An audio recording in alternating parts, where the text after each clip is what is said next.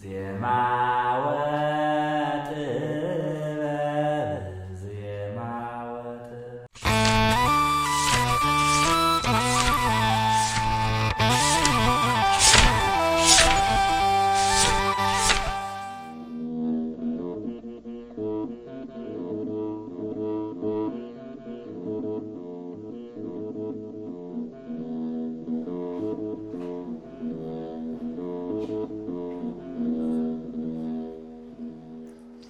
ሰላም ለኪ እህቴ ወክዳ እግዚአብሔር ይሰባ ወለኪኒ ሰላም እህቴ ኢትዮጵያ አፎኑ ሃለውኪ እግዚአብሔር ይሰባ ሰና ያሃለኩ አንቲኑ ፉ ሃለውኪ አነኒ ሰና ያሃለውኩ ዮም ካልአየ ትምህርት ልሰነ ግእዝነት ሚሃር እወ ተፈሳይኩ ተቀነባ አኪ ሀበከፊ ሰናይ ንባ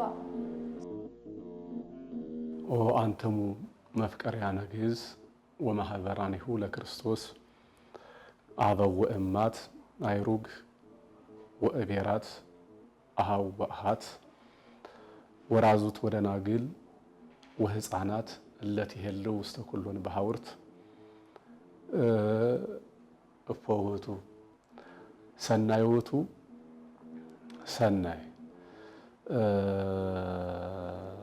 ሰናይ ትምህርተ ግእዝ ይኩለክሙ።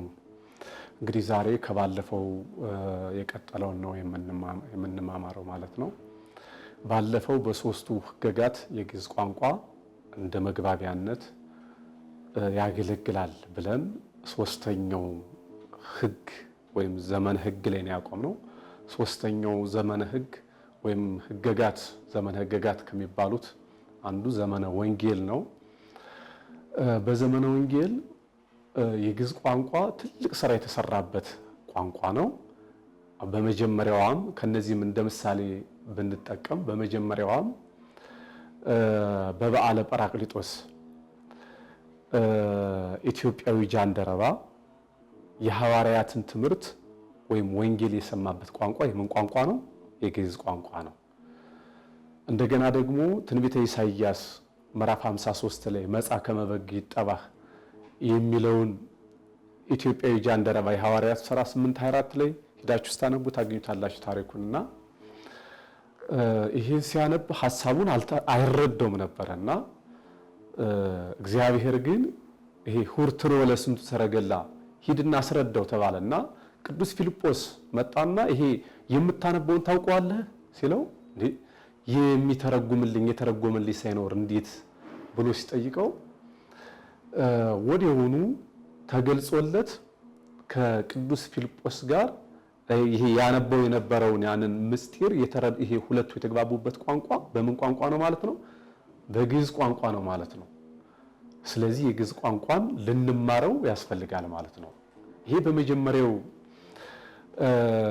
ወይም ክፍለ ይሄ ዓመተ ምህረት የተደረገ ሐሳብ ነው። እንደገና አራተኛው ክፍለ ዘመን ላይ ስንመጣ በተለይ ተሳቱ ቅዱሳን ወደ ኢትዮጵያ በመጡበት ጊዜ ይሄ ትልቅ ስራ ተሰርቶበታል በግዕዝ ቋንቋ። ይሄ በጽፈቱ ዙሪያ በእያንዳንዱ ነገር የኢትዮጵያዊ መልካችን የተከተበበት ቋንቋ የግዕዝ ቋንቋ ነው። ከነዚህም አሁን እንደ ምሳሌ ብናይ የአባ ገሪማ ወንጌል ያን ጊዜ የግዕዝ ቋንቋ ምን አይነት መልክ እንደነበረው ምን አይነት ደረጃ ላይ እንደነበረ ለማየት ያ አንድ ምልክት ነው ማለት ነው። እና እንዲህ ስለሆነ ልንማር ያስፈልጋል። ከዛ ከአራተኛው ክፍለ ዘመን እስከ ስድስተኛው ክፍለ ዘመንም የግዕዝ ቋንቋ እንደ መግባቢያ እንደዚህ እየተግባቡበት ነጋዴው እየነገደ ገበሬው እያረሰ እናቶች እየፈተሉ ስራቸውን እየሰሩ የሚግባቡበት ቋንቋ የምን ቋንቋ ነው? የግዕዝ ቋንቋ ነው። ከዛ የነ ቅዱስ ያሬድ መነሳት የግዕዝ ቋንቋ የበለጠ እንዲያብብ ይሄ እያበበ ለዓለም እንዲተዋወቅ ካደረጉት አንዱ የነ ቅዱስ ያሬድ መነሳት ይሄ አራተኛው ክፍለ ዘመን ነው ማለት ነው። በተለይ የቅዱስ ያሬድ የዜማ መጻሕፍት እነ ድጓን ይሄ ወደ ዓለመ መላእክት ተመስጦ ከቅዱሳን መላእክት ጋራ እግዚአብሔርን ያመሰገነበት ያ ስድስተኛው መቶ ክፍለ ዘመን እንዲህ አይነት ትልቅ ስራ የተሰራበት ቋንቋ የግዕዝ ቋንቋ ነው። ከዛ በኋላ ስንመጣ ይሄ አሁን በ12 በ13 በ14 የናጼ ዘርዓ ያዕቆብ መነሳት የነ ደቂቀ እስጢፋኖስ አሁን በሃይማኖት ሳይሆን ግን ግዕዝ ላይ ይሄ የግዕዝ ስነ ጽሁፍ ላይ ትልቅ መሰረት የተጣለበት ጊዜ ነው።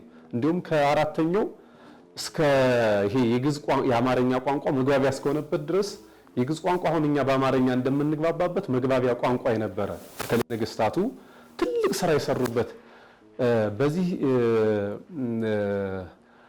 ደቂቀ እስጢፋኖስም የማይረሱ ናቸው። በዚህ በተለይ የግዕዝ ቋንቋ መስፋፋት ላይ ትልቅ ስራ ሰርተዋል ማለት ነው። ምክንያቱም ሀሳባቸውን ምንም ችግር ቢኖርበትም ሀሳባቸው ላይ ግን ሀሳባቸውን የሚጽፉት የሚከራከሩት በምን ቋንቋ ነው? በግዕዝ ቋንቋ ነው ማለት ነው። ከዛ በየጊዜው የተነሱ አሁን የነገስታት ይሄ ዜና መዋዕል ጸሐፊዎች የነገስታቱን እያንዳንዱን ይሄ ጥሩውንም ይሄ መጥፎውን ይሄ ጥሩ የሆነው ስራቸውንም የሚተቹበትንም ስራዎቻቸውን ሲጽፉ በምን ቋንቋ ነበር የሚጽፉት? በግዕዝ ቋንቋ ነበር የሚጽፉት ማለት ነው። ስለዚህ አሁን ትልቋ ኢትዮጵያ ማናት የሚለውን ለማወቅ አሁን እኛ ጋር አሁን ዛሬ የምንነጋገርበት ቋንቋ ብቻ በቂ አይደለም። እናቱ ቋንቋ የምን ቋንቋ ነው? የግዕዝ ቋንቋ ነው ማለት ነው። ስለዚህ የግዕዝን ቋንቋ ማወቅ መማር ያስፈልጋል ማለት ነው። ከነ ቅዱስ ያሬድ ስራዎች ጋር እንድንግባባ ከነገስት ጋር አባቶቻችንን እንድናውቅ ይሄ ገርላቱን ድርሳናቱን ይሄ በየደረስንበት ሁሉ ዛሬ እንደ ዮሴፍ ይሄ በዓለም እንደ ይሄ ከተሸጡት መጻሕፍት ጋር ሐሳብ ለሐሳብ ይሄ ልውውጥ እንድናደርግ እኛ የግዕዝን ቋንቋ ማወቅ ያስፈልገናል ማለት ነው። እና በመጀመሪያ ከሶስቱ ሕግጋት በዘመነ ወንጌል የግዕዝ ቋንቋ በአጭሩ እንዲህ አይነት ትልቅ ስራ የተሰራበት በኋላም በዚህ በጎንደር ይሄ ነገስታተ ጎንደር በተለይ ይሄ ኢትዮጵያን ሲመሩ የነበሩት ዩኒቨርሲቲ ውስጥ ተምሮ አይደለም፣ ዳዊት እየጸለዩ እየደገሙ ቅኔ እየተቀኙ ነው። እና ያንን ዘመን እንድናይ ትልቋን ኢትዮጵያን እንድናውቅ አይናችን የምን ቋንቋ ነው ማለት ነው? የግዕዝ ቋንቋ ነው። ስለዚህ ልንማር ያስፈልጋል ማለት ነው። ከዚህ የተነሳ ግዕዝን የተለያዩ ስያሜዎች ሰጥተውታል። ይሄ አስማተ ስያሜሁ ለግዕዝ አስማተ ስያሜሁ የግዕዝ ቋንቋ እንደዚህ ስለሆነ ለግዕዝ የተሰጡ ስያሜዎች አሉ። እነዚህም ስያሜዎች ግዕዝ የመጀመሪያው ምን ይባላል? ሰዋስው ይባላል። እስኪ ሰዋስው በሉ። እስኪ ሰዋስው እስኪ በሉ። ምን ማለት ነው? ይትፍሩሁ ምን ትውቱ ትርጓሜሁ ለሰዋስው። ሰዋስው ብሂል ሰዋሰው አይደለም። እስኪ ሰዋስው በሉ። አንቲ ውእቱ ሰዋስው ሰዋሰው አይባልም።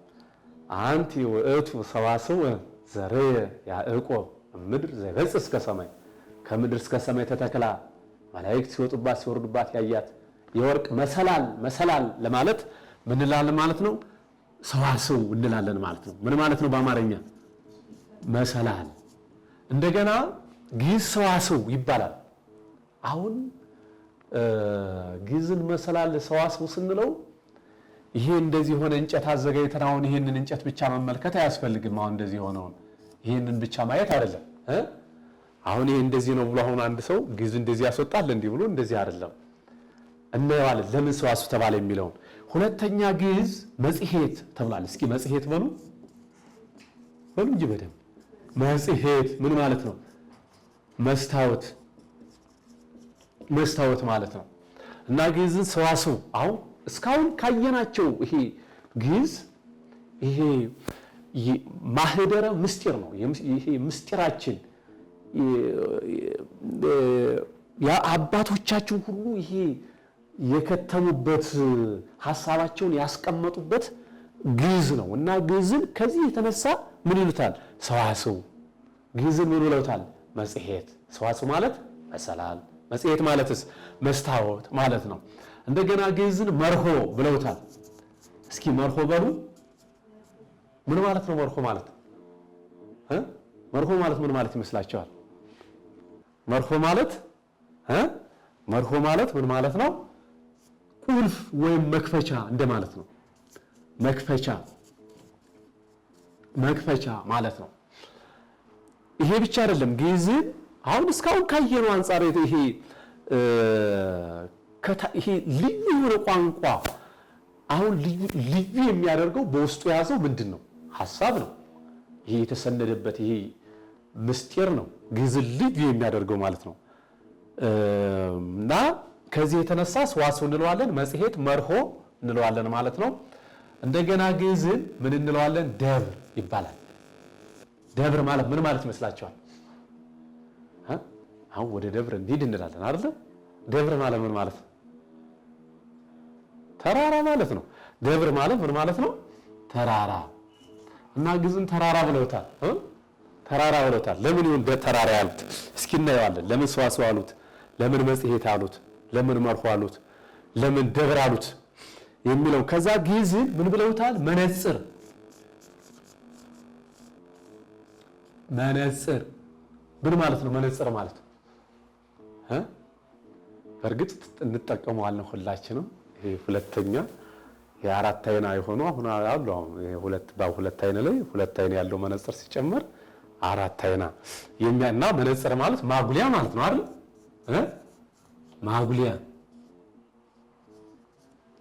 ወይም የረቀቀው ምን የሚያደርግ ማለት ከፍ አድርጎ የሚያሳይ። ለምንድን ነው እስኪ አሁንም ለምንድን ነው ግዕዝ ሰዋስው የተባለው ስንል አሁን ትልቅ ዛፍ ይሄ ዋርካ ሆኖ እዛ ላይ የሆነ መድኃኒት ቢኖር መድኃኒት ወይም ጠቃሚ የሆነ ነገር ቢኖር እዛ ላይ ያለውን ያን ጠቃሚ የሆነውን ነገር ለማውረድ ዝም ብሎ እንዲህ በማየት ብቻ ማውረድ ይችላል እንዴ? አይችልም። ምን ያስፈልጋል? መሰላል። በመሰላል ወተን ያንን አውርደን መጠቀም እንችላለን። እና መሰላል ስራው ምንድነው? ወደ ላይ እንወጣበታለን፣ ወደ ታች እንወርድበታለን። በእግረ ስጋችን በእግረ ህሊና እንወጣበታለን። እንዲህ በዚህኛው መሰላል አንወጣበትም። ግዕዝ የተማረ ሰው አንድ ሰው ግዕዝ ሲማር ከዓይን ጥቅሻ ከዓይን ጥቅሻ እንዲች ከምንላት ከዓይን ጥቅሻችን በፈጠሩ አይጋር ህሊናዎቻችን የህሊናዎቻችን ግን ምን እናደርጋለን? በቅዱሳት መጻሕፍት ምስጢር ላይ ወደ ላይ እንወጣለን፣ ወደ ታችም እንወርድባቸዋለን ማለት ነው። ይሄ በምስጢር መሰነካከል መውደቅ አይገጥመንም ማለት ነው። እና ግዕዝ በአይጋር ህሊናዎቻችን ወደ ላይ እንዲህ ስለሚያስወጣ ወደ ታች ስለሚያስወርድ ምን ተብሏል ማለት ነው? መሰላል የተባለበት ምክንያት ከዚህ የተነሳ ነው። እና ይሄ መሰላል ለሁላችን ያስፈልጋል። በእውነት አሁን እንደውም ይሄ የመውደቅ አሁን በየቦታው ውስጥ አሁን የመውደቅ ችግር አለ። አሁን ይሄ የሚፈጠረው ከምንድነው? ይሄን ካለመጠቀም ዝም ብሎ በእግሩ ለውጣ ቢል አሁን አንድ ሰው ትልቅ ዛፍ ላይ ለውጣ ቢል የመጨረሻ ይሄ እድሉ የሚሆነው መውደቅ ነው። መሰላል ካለስ እንደዚያ ነው። እና ቅዱሳት መጻሕፍትንም ዝም ብዬ መረምራለሁ እወጣለሁ ወርዳለሁ የሚል ሰው ቢኖር የሚገጥመው ምንድነው? ድቀተ ህሊና ነው። ከድቀተ ህሊና ለመዳን የግዕዝ መሰላልነት በጣም አስፈላጊ ነው። ሁለተኛ መጽሔት ተብሏል። ግልጽ ነው አይደል? ይሄ ግልጽ ነው። ሰዋስው መጽሔት ተብሏል። ለምንድን ነው መጽሔት የተባለ? መጽሔት መስታወት ምንድን ነው? ማስተካከል ነው። እዚህ ጋር አንተ ጋር እንዲህ አይነት ችግር አለ፣ ፊትላይ እንዲህ አይነት አስወግድ ይላል። እና ጠዋት ላይ እዚያ ቆመን አይተን ፊታችን ተስተካክለን ሰው ፊት እንቀርባለን ማለት ነው። የማይናገር መምህር ነው መስታወት። አንደበት የሌለው በእርግጥ ያሳያል፣ ሁሉን ነገር ያደርጋል፣ ግን እንዲህ አድርግ ብሎ እንደኛ ልሳን የለውም ማለት ነው። ግን ባይሆንም ያስተካክላል።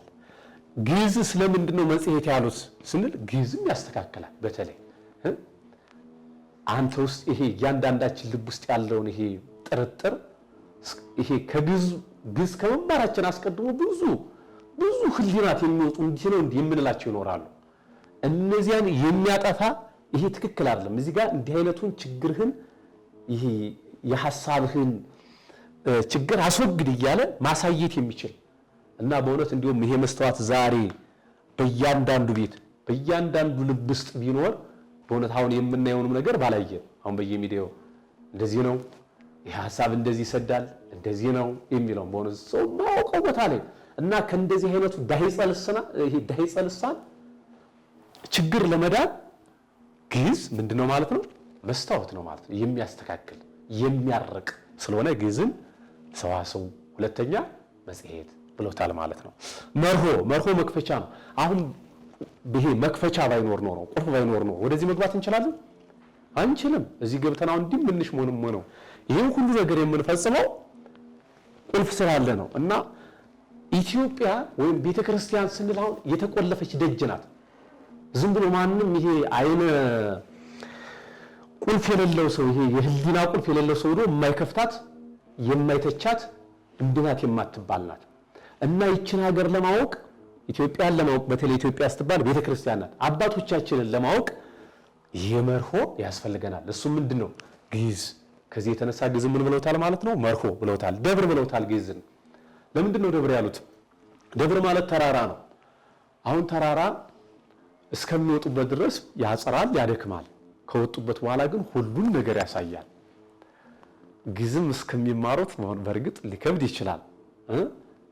በተለይ አሁን ይሄ 21ኛው ክፍለ ዘመን እንኳን ብዙ ነገር የሚሰራበት ስለሆነ ያን ያህል ላይከብድ ይችላል። እስከሚማሩት ድረስ ሊከብድ፣ ከተማሩት በኋላ ግን ምስጢራትን ወርቅ አድርጎ በደንብ አድርጎ አጉልቶ እንትግ አድርጎ ስለሚያሳይ ግዕዝን ምን ብለውታል ማለት ነው? ተራራ ብለውታል ማለት ነው ከሚሰጠው ጥቅም አንፃር። እንደገና የመጨረሻው መነጽር። በእርግጥ ብዙ ስያሜዎች አሉት ግዕዝ። አስማተ ስያሜው ለግዕዝ። አስማት ማለት ስሞች ማለት ነው። አስማት ማለት ምን ማለት ነው? ስሞች ማለት ነው። እና ግዕዝ የተሰየመባቸው ይሄ የግዕዝ የስያሜዎቹ ስሞች ከሚሰጠው ጥቅም አንፃር ግዕዝን ሰዋስው ብሎታል። አሁን ጀግና የሆነን ተማሪ በግዕዝ ቋንቋ ሊሆን ይችላል፣ በህይወቱ ሊሆን ይችላል፣ ይሄ በክርስትና ህይወቱ ሊሆን ይችላል። ጎበዝ ሲሆን አንድ ሰው አንተ አንበሳ ነህ ይባላል። ተቀይሮ አንበሳ ሆነ ማለት ነው አይደለም። አቅሙን ከአንበሳ አቅም ተወስዶ ይሄ ምሳሌ ይያዝ። ለምሳሌ ክርስቶስን በግ እንለዋለን። ክርስቶስን በግ ስንለው 4 እግር፣ ጸጉር ያለው፣ ቀንድ ያለው፣ ጆሮ ያለው ማለት ነው አይደለም። ትዕግስቱን ነው። እና እንደዚሁም ሁሉ ግዕዝን ከሚሰጠው ጥቅም አንፃር ግዕዝ እንዲህ ብሎ ሲገልጹ አባቶቻችን ሰዋስው፣ መጽሔት፣ መርሆ፣ ደብር ብለውታል ማለት ነው። ይቺ የመጨረሻዋ መነጽር ናት። አሁን የመነጽር ስራው ምንድነው? የረቀቀውን ማጉላት፣ የራቀውን ማቅረብ ነው። የግዕዝ ቋንቋም አንድ ሰው ሲማር የራቁትን ምስጢራት ያቀርብበታል፣ የረቀቁትን ምስጢራት ደግሞ ምን ያደርጋቸዋል ማለት ነው? አጉልቶ ያይባቸዋል ማለት ነው። እና እንዲህ ስለሆነ የግዕዝን ቋንቋ መማር ያስፈልጋል ማለት ነው። እና ከዚህ ተነስተው አባቶቻችን እስካሁን ድረስ ከተነጋገርነው ተነስተው ግዕዝን ሰዋስው፣ መጽሔት፣ መርሆ፣ ደብር፣ መነጽር ብሎታልና ይሄ ሰዋስው ለኛ ያስፈልገናል፣ ይሄ መጽሔት ለኛ ያስፈልገናል፣ ይሄ መርሆ ለኛ ያስፈልገናል፣ ይሄ ደብር ለኛ ያስፈልገናል፣ ይሄ መነጽር ለኛ ለሁላችንም ያስፈልገናል ማለት ነው። እና እንደ መዝሙር ክፍልም ይሄ ግዕዝ ለእያንዳንዱ እነዚህ ስለሚያስፈልጉ እንዲህ አይነት ቋንቋ ስለሚያስፈልግ በዚህ መልኩ ለእናንተ እንዲቀርብ የሆነበት ምክንያት ከዚህ የተነሳ ነው ማለት ነው። ይሄን ካል ግዕዝ ማለት አሁን ወደ ትርጉሙ ነው የምንሄደው። ቀጥታውን እየገባን ነው ወደ ዋናው ትምህርት ማለት ነው። ወደ ዋናው ትምህርት ምን ማለት ነው ግዕዝ ማለት? ግዕዝ ማለት ምን ማለት ነው?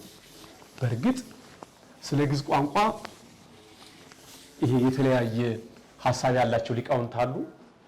እሱም በክፍል 2 በደንብ እያጠራነው እንሄዳለን። ሰው ወይም አሁን ህይወትን የኛ አባቶች ይችን ሲተረጉሟት ህይወትን ይሄ ወደዛ ወደ ህይወትን ይችን አይተናትን ህይወትን ስትተረጎም በሶስት ይተረጉሟታል። ጊዜያዊ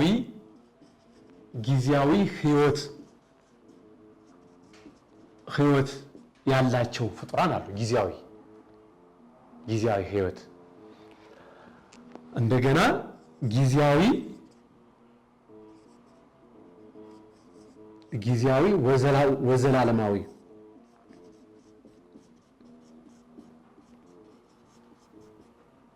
ወዘላለማዊ፣ ሁለቱም ህይወት ያላቸው ፍጡራን አሉ። በደንብ እያያቸው ጊዜያዊ ህይወት፣ ጊዜያዊ ወዘላለማዊ ሁለቱም ያለው፣ እንደገና ደግሞ ዘላለማዊ ህይወት ብቻ ያላቸው ፍጡራን አሉ።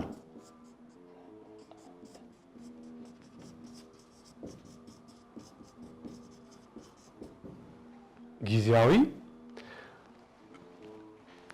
ህይወት ያላቸው እንደማን ናቸው? ከሰውና ከመላእክት ውጭ ያሉት ፍጡራን ማለት ነው።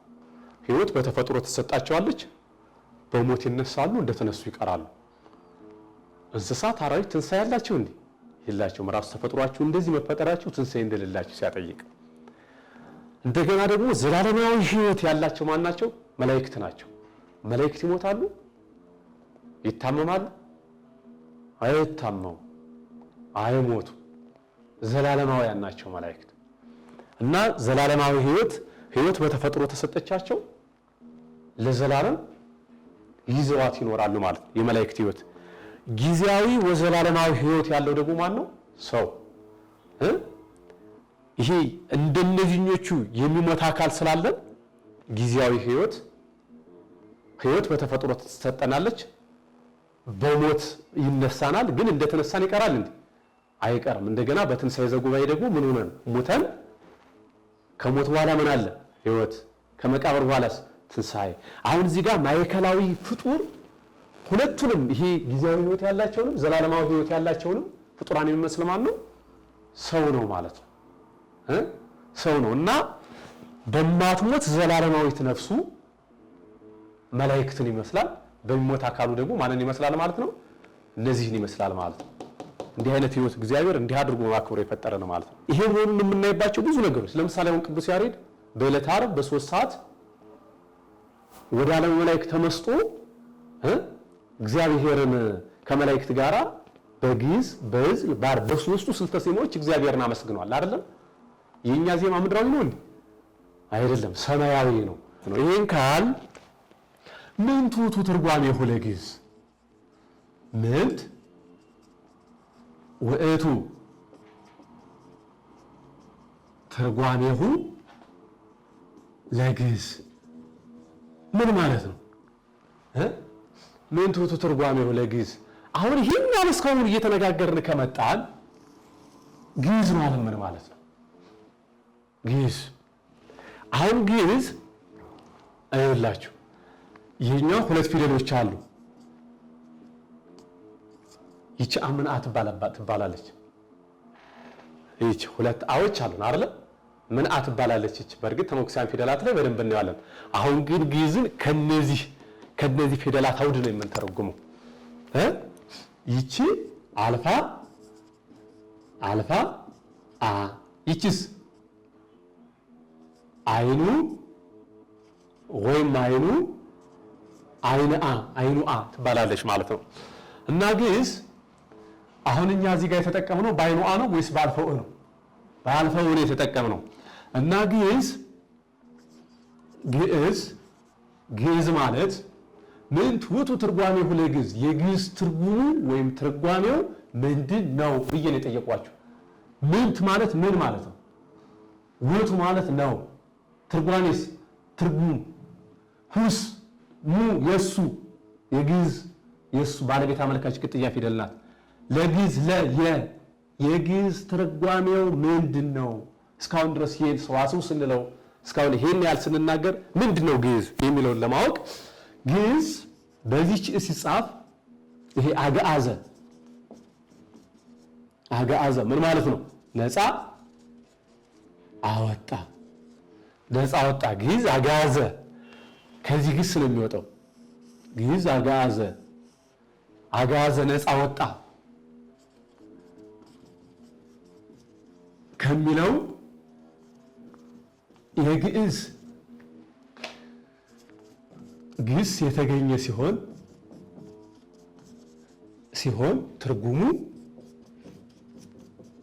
ትርጉሙ ምን ማለት ነው? ነፃነት ማለት ነው።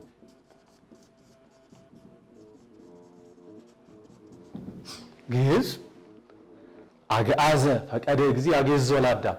እርግጥ አግዓዘን ሲጽፉ በአይኗ የሚጽፉ ሊቃውንት አሉ። ይሄ አግባብ አይደለም፣ የሚጻፈው በዚህኛዋ ነው። እና አግዓዘ ነፃ ወጣ ከሚለው የግዕዝ ግስ ይወጣል። ትርጉሙ ነፃነት ማለት ነው። ለምንድን ነው እንደዚህ የተባለው ስንል አንደኛ ይሄ ከሊቃውንቱ ጋራ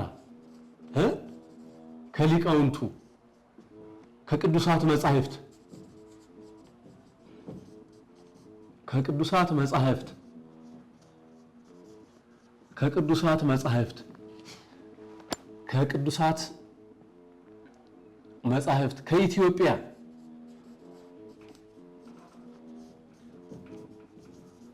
በነፃነት እንድንግባባ ያደርገናል። አሁን ከሊቃውንቱ ጋራ በዚህ ቋንቋ ይሄ መግባቢያቸው ምግባቸው ከሆኑ ሊቃውንት ጋር ለመግባባት ያስችለናል ማለት ነው። በነፃነት በቃ ሐሳባችንን በነፃነት እንድንገልጽ ከሌሎች ይሄ ከባይዳን አሁን በየቦታው ካሉት ዓለማት ጋርም በነፃነት ቆመን በእውነት ይሄ አንገታችን እንዲህ ብለን አይደል ቀና ብለን ሐሳባችንን እንድንገልጽ በነፃነት የምንገልጽበት ቋንቋ ስለሆነ ነፃነት አምላካችን እግዚአብሔር ራሱ የነፃነት አምላክ ነው። እግዚአብሔር ቋንቋችንም የነፃነት ቋንቋ ነው። በነፃነት እግዚአብሔርን የምናመሰግንበት ቋንቋ ነው።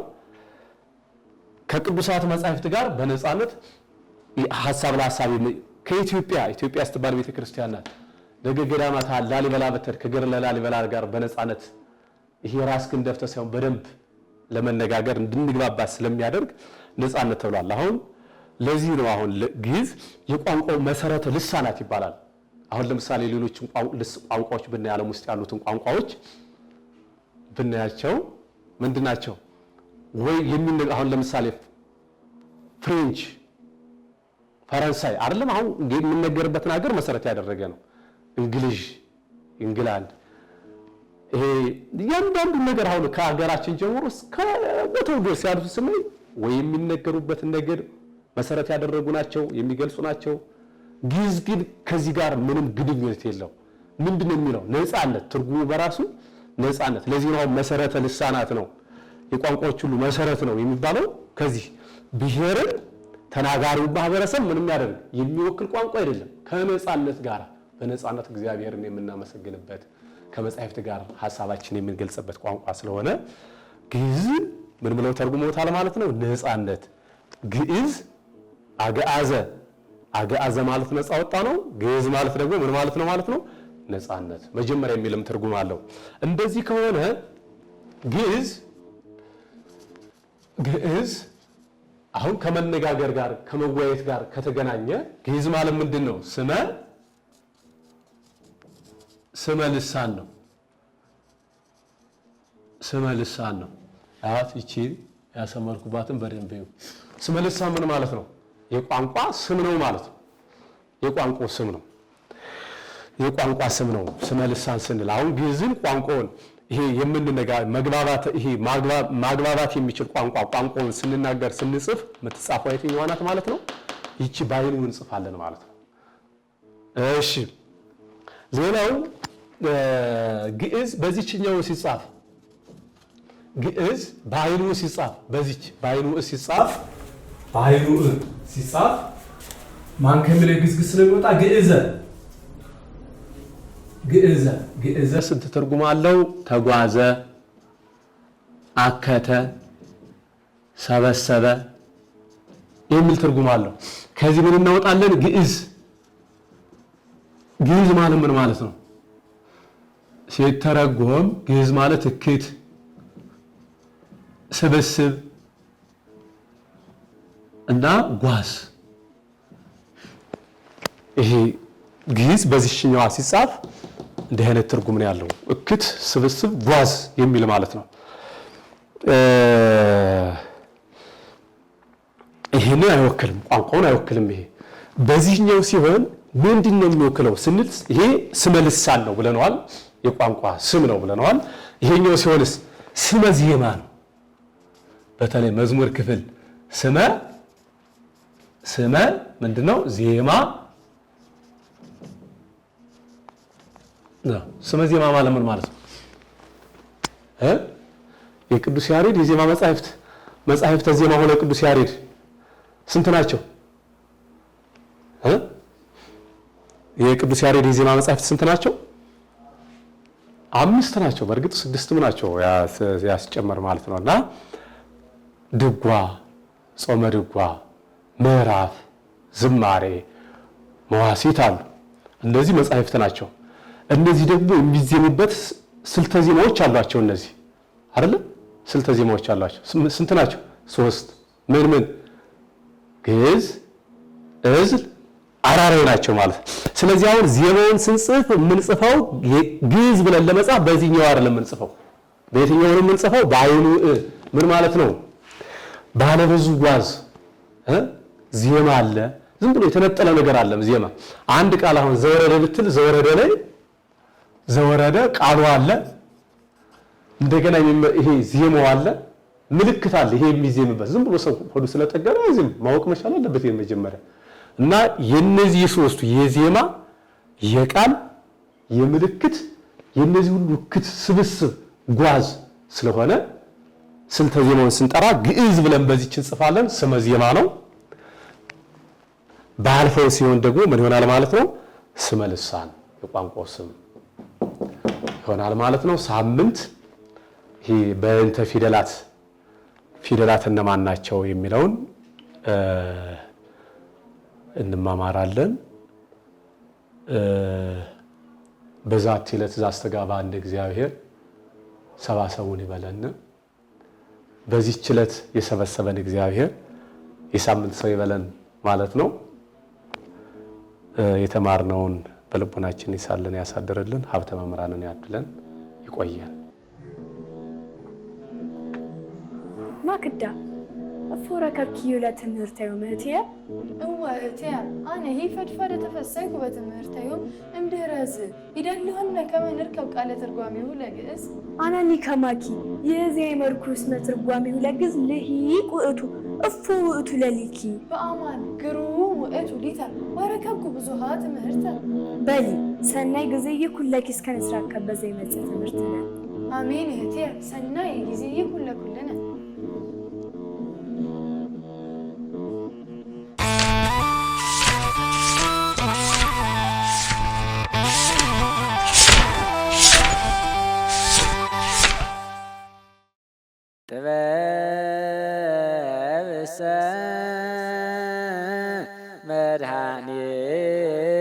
መድኃኒነ ውእቱ ዘቤዘወነ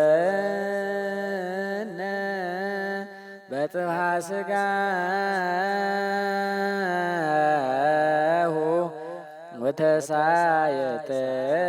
ወተሳየጠነ በንዝሐተ ደሙ ወሃደየ